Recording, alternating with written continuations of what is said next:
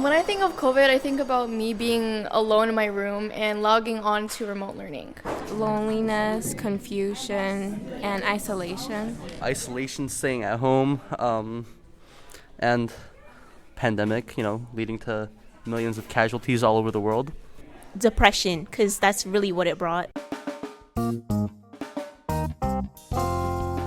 Welcome back to PS Weekly, the sound of the New York City school system. 5 years ago, COVID arrived in New York City and shut everything down, including the schools. How do you think that COVID affected you personally? I feel like it made me pretty much closer to myself because I was alone most of the time, but it made it harder to develop connections outside.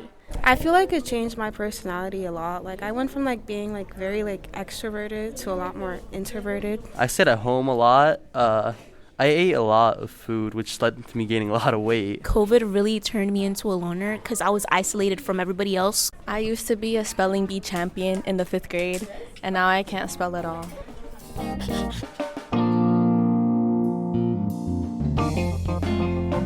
I'm Mateo Tang O'Reilly. And I'm Katelyn Melville. So what do you think when you think of COVID, or how do you think we can report this topic? When I think of COVID, I think about how hard it is to talk about COVID. I kind of run into the same things over and over again. I think about online school. I think about day-long FaceTimes. I think about being on TikTok all day, my brain rotting away. I kind of had no life. And anything having to do with school, it just kind of felt like an afterthought. I was attending my classes, but I was sleeping through my classes, and school was just kind of in the background because it didn't seem like something tangible. It was just my computer, And when it comes to reporting about COVID, I just kind of end up in the same place over and over. COVID happened. Okay. I feel like I definitely resonate with that. I think with discussions regarding it or headlines in the news, it's always the same thing. COVID is making these literacy rates go down, or all of the teachers are oh, I know you guys are dumb because you went through COVID. It's always it's the same thing. It's the same thing. No, you're right. But and I feel because of that, there isn't really a lot of opportunity for students to actually talk about how they felt during that time, or share their experiences. I think for me, COVID was a time where I found out a lot more about myself because, I had all that time to myself. And I think that changed my personality and how I presented myself to people. And, you don't really see that type of story in the news, or you don't hear that when you talk about it. It's just always, that they're dumb. So we asked ourselves, maybe it's not about rehashing the pandemic, but exploring the ways we're still living in its ripple effects. Right. Well, I actually had the chance to interview Amy Zimmer, New York bureau chief for Chalkbeat, and she's kind of an expert on this and has been writing about the mental health impacts of COVID for years. Do you think it's still worth talking about COVID, although it was so long ago? Absolutely. Yeah, it was 5 years ago, right? There are still going to be long-term impacts on students, right? There were students who lost parents or other relatives. There are students whose families were destabilized financially, job loss, housing loss. There are just so many things that were related to the pandemic. And also anxiety, depression, suicidal ideation, all of those issues, we've seen data that shows those issues are going up, right? And some of it might be pandemic related. It's also complicated just because social media and phone use, all of that is also at the same time happening. So I don't think we can just move on. I mean, I'm curious your thoughts. How old, can I ask you, how old were you? Yeah. What grade were you in? I was in 7th grade. It was weird because actually my birthday's March 20th. Okay. Oh, wow. Yeah. So I was planning my birthday and I was seeing on the news oh, COVID, but I was dude, that's not going to happen to us. It's fine. And then school closed and the thing 2-week break, but that break changed my life. I feel my brain suffered from it, because I wasn't really paying attention in school at all. I would sleep through all my classes. I was on FaceTime with my friends all day, and we weren't really doing anything. It just felt I was in a limbo. And now when I talk about COVID, I think about how not talking to people for so long socially stunted me. I think about how it made me feel so like disconnected from my peers at a time where I already was. Like, I mean, I was like one of like 3 Black girls in a school with mostly white kids. Yeah, and I'm living with my grandma. You know, we don't want anything to happen. And, you know, like everybody in my house got COVID. They shipped me upstate one time. Like, you know, it was chaos. But now when I look back, I can only think of like socially how it impacted me. Yeah, and and so that's the thing. Like, and 7th grade is this like formative time, right? And of course that's going to impact you. And I've talked to teachers who have said they have seen that, right? They have seen high school kids who are still acting like middle schoolers. It's really hard. And there was just so much uncertainty. I feel like in hindsight, everyone looks back and says, oh, this was a mistake. We shouldn't have closed schools. But when people were living through it, there were so many unknowns. It was scary. It was scary. Yeah. It was really hard. And there was no blueprint.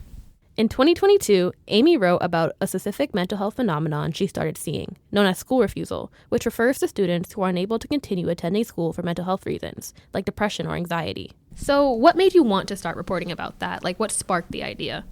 Yeah, so besides being a journalist covering the New York City public school system, I am a parent of public school kids, and I'm in a lot of parent groups, you know, email listservs and those sorts of things. And a lot of parents were talking about this. And there is this woman who is a special education schools consultant. And she was posting in the group that she was hearing a lot about it, so she was taking a survey of parents whose kids were exhibiting school refusal, which is, you know, a really extreme avoidance to school, such that like they basically are not attending regularly at all. And so I reached out to her at some point and asked her about her survey, and she told me some of the findings, and I realized, well, this is like a real serious issue that needs more attention. So, okay, so can you tell me about like the reaction that you got when the article dropped? Yeah, actually, it was really moving because I had a lot of parents write to me after that first article telling me that their children were going through this, and they felt so alone and unsupported, and they didn't know that other kids and other families were experiencing this. And so the interesting thing is, you know, chronic absenteeism, school refusal, like those things existed before. It's just that I think that the pandemic highlighted these issues and exacerbated these issues. So let's take one at a time. So first, chronic absenteeism. Before the pandemic, in New York City, the average rate was about a quarter of students were chronically absent, and that is defined as missing 10% of school per year, so that's about a month of school. And then the pandemic happened, and here we are 5 years later, and the chronic absenteeism rate is about 35%. So it's nearly 10 points higher, which is pretty significant. And then school refusal in particular, when you're home, like let's say after a break, it's always harder to go back to school the next day, even every weekend, right? Like Sunday comes along, and like Sunday is difficult because you have to go back on Monday. And so for students who are exhibiting school refusal, like those breaks are always harder. And so like you think about the pandemic, we had a prolonged period where kids were home from school. And even when schools reopened, they might have reopened partially. So again, just kids were home so much more. And, you know, what therapists have told me is that, like, you know, the anxiety it's just more pronounced when you're at school. So if you're home, you're not feeling it, right? And then you just want to stay home because of anxiety or other mental health related reasons. So we don't have the data yet. And there was a lawsuit recently here in the city for saying like New York City schools aren't addressing school refusal in particular for students with disabilities, and that like there needs to be a system-wide response, which there's not. It's school to school. And that the city needs to keep some kind of track of how many kids who are chronically absent because of mental health related reasons. Yeah, exactly. Yeah. So did you find that some schools were more prepared or empathetic in responding to post-COVID school refusal than others? And what do you think determined that preparedness? Absolutely. And so what I've heard from families is that, you know, there were some families who their schools were just willing to work with them and follow the gold standard for kids who are refusing school. I mean, like exposure therapy, right? And so if you have a kid who hasn't come to school for weeks, the most important thing is just like to get them to go past the school building, then to get them to go into the lobby, then maybe to get them to go into the social worker or guidance counselor's office and work from there, or maybe get them to go to their favorite class of the day, right? And gradually build. And that's hard work, right? It's hard to come up with a plan like that. Schools just don't have unlimited time and resources and personnel, so I think it is really hard work.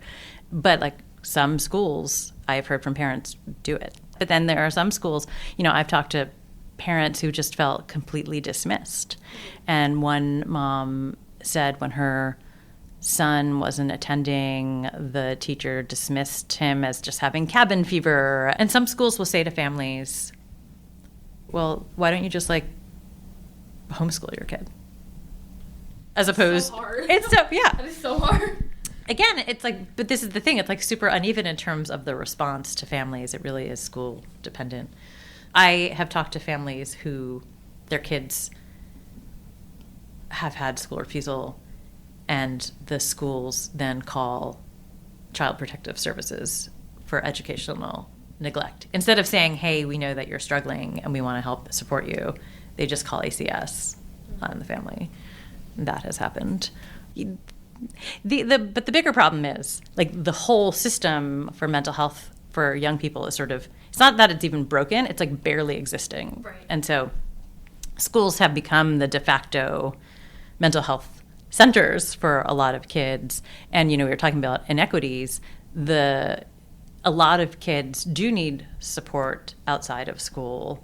And that whole system is really broken, right? There are not enough therapists. Then who can afford it? There are just a lot of issues with that as well.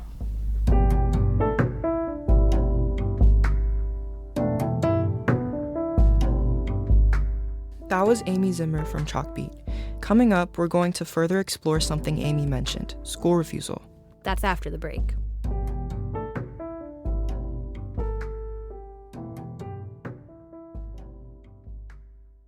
We hope you enjoy listening to PS Weekly as much as we enjoy making it. I'm Amy Zimmer with Chalkbeat New York.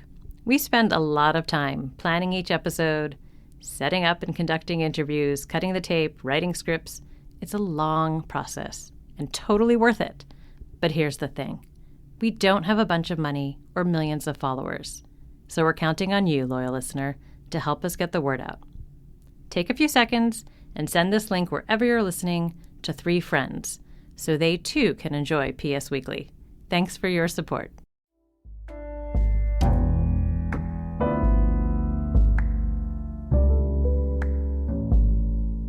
Welcome back to PS Weekly, where Katelyn and I are talking about the after effects of COVID on students. I'm Mateo. And I'm Katelyn. Well, before the break, Amy Zimmer from Chalkbeat brought up a term that I have never heard of before, school refusal. Anika Merkin is a Chalkbeat Student Voices Fellow, and she wrote about her experience with school refusal after COVID. So I think for a lot of people who haven't experienced it themselves, it's difficult for them to understand what school refusal is really like. So what do you wish more people would understand about it? What do you want them to know? I think that when you hear the term school refusal and what most people would initially imagine is pretty negative. I think a lot of people might think that it's because a student is lazy or a student doesn't want to do well in school or they're unmotivated or they don't care about school. Kind of a lot of things like that. And I think that's really not what school refusal is. It has to do with severe mental health issues that you're dealing with within yourself.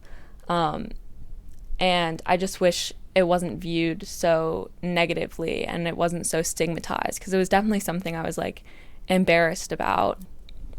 I see. Are you okay with talking about how your school refusal initially started? Yeah. Okay. So I transferred to Brooklyn Prospect a few weeks into the school year, and things were pretty good for a few weeks, and then I got sick, probably in like late September, early October, and I was sick for like 1 or 2 days. But when I missed those 2 days, I like had missed some schoolwork and I had some stuff piling up, and so going into school the next day felt more difficult. And so in my mind, I was like, well, I'll just avoid it, which is not the way to go. And then it kind of became a routine for me where at least once a week I was not going into school because I was having panic attacks in the morning, or I would have a hard time just like getting up and feeling motivated to go to school. And also being anxious can be really exhausting. And so having to kind of be on all day and interacting with people and making new friends and retaining friendships and working hard in school, it was all just a lot for me to handle at the time. I think the first like big chunk of school I missed was after Thanksgiving, because my school gives us an entire week for Thanksgiving.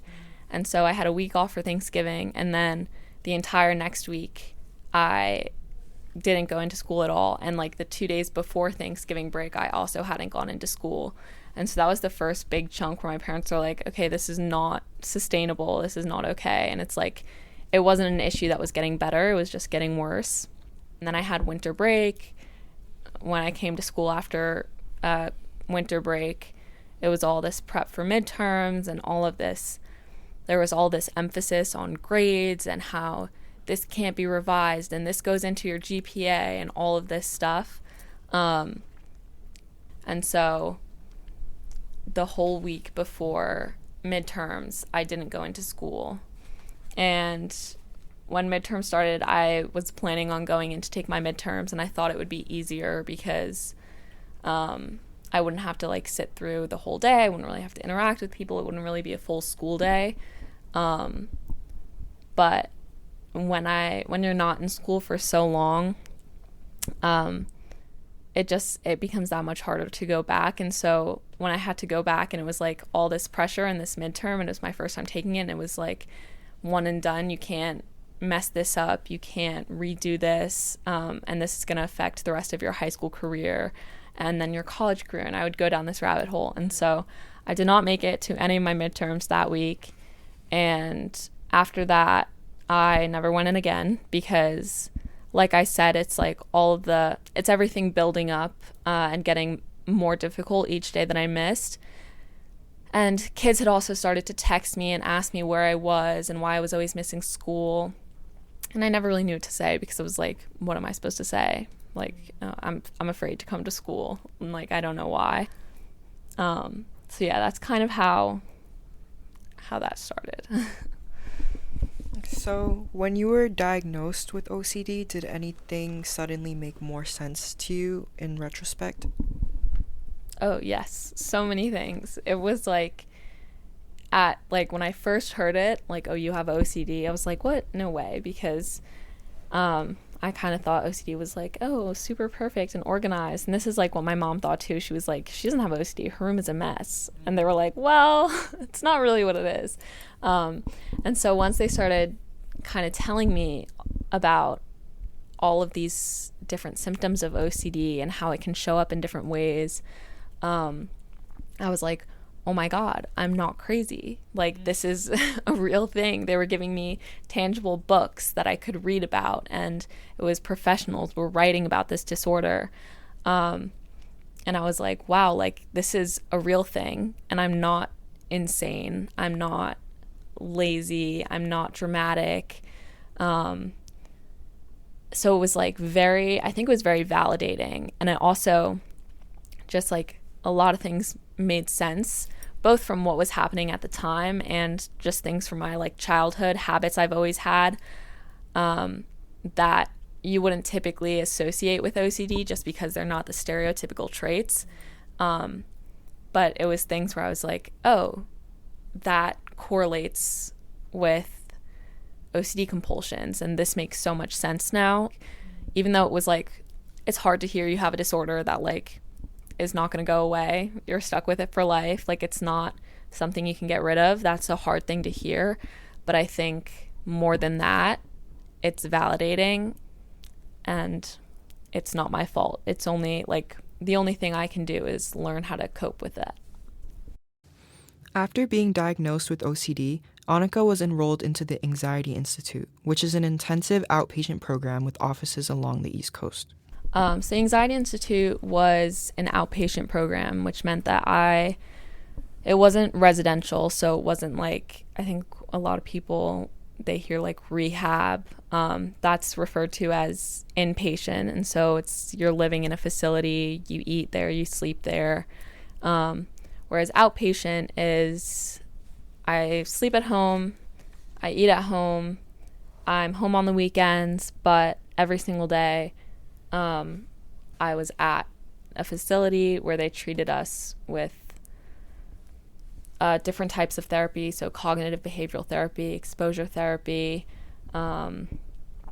group therapy, art therapy, fitness therapy. It was just kind of a wide range of things to help us move past our struggles. And when it was first suggested, I think both my parents and I were like, that's really serious. That's not something she needs, because like I said, this is not something that I've ever experienced, that I had ever experienced before this. And so it was kind of like, well, she's so high functioning normally, and she's never had an issue with this. Putting her in a program feels so serious and like jumping to conclusions, which also like delayed me going into treatment. And what was happening to me was very serious, but it was just so out of character for me that I think it was hard for both my parents and I to realize it was something I needed. But yeah, eventually when they were kind of like, we're out of options and it's not getting better, they decided to enroll me. All right, what would you say to your freshman year self who was like panicking about school? I think I would just tell her that she's okay. Not she's gonna be okay. Like, she is okay. And I think I would also tell her that avoidance is not the answer. And I'm not sure I would listen to myself, because I think a lot of people did tell me, avoiding is only going to make things worse. But yeah, I would tell myself, don't take harsh experiences or difficult experiences and struggles as something that has to put your life on pause.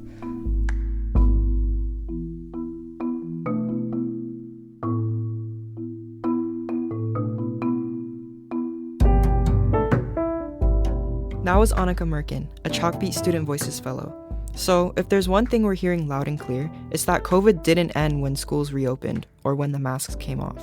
Yeah, I mean, the pandemic aftershock is definitely still in classrooms in ways that are super real but kind of invisible. I mean, take anxiety, OCD, or school refusal like we saw with Anika.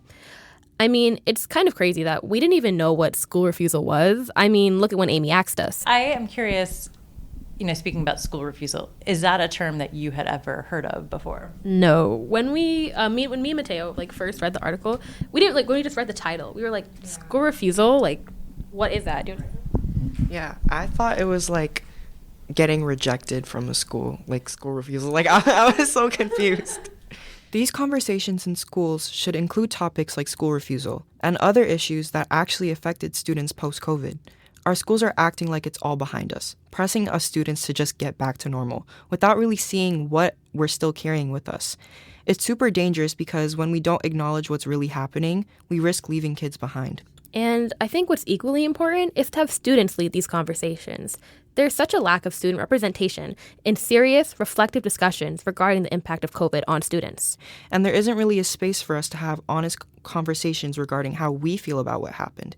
Even with my friends, when the topic of COVID comes up, we kind of just agree that it wasn't the best time for us and then brush it aside. Our hope with this episode, to have students continue the COVID conversation in a way that means something, to reintroduce empathy into the way that we deal with the fallout. Because moving forward isn't about forgetting, it's about holding space for the things we still need to heal. PS Weekly is a collaboration between The Bell and Chalkbeat, made possible by generous support from the Pinkerton Foundation, the Summerfield Foundation, and FJC. Producers for this episode were me, Mateo Tang O'Reilly. And me, Katelyn Melville. Our executive producer for the show is Ave Carrillo. Oh, and the executive editors are Amy Zimmer and Taylor McGraw. Additional production and reporting support was provided by Mira Gordon, Sabrina Duquesne, and our friends at Chalkbeat. Our engagement editor is Carolina Hidalgo. This episode was made using Hindenburg Pro. Music is from the Blue Dot Sessions, and the jingle you heard at the beginning of the episode was created by Erica Huang. And a very special thanks to our mentor, Alina Coleman.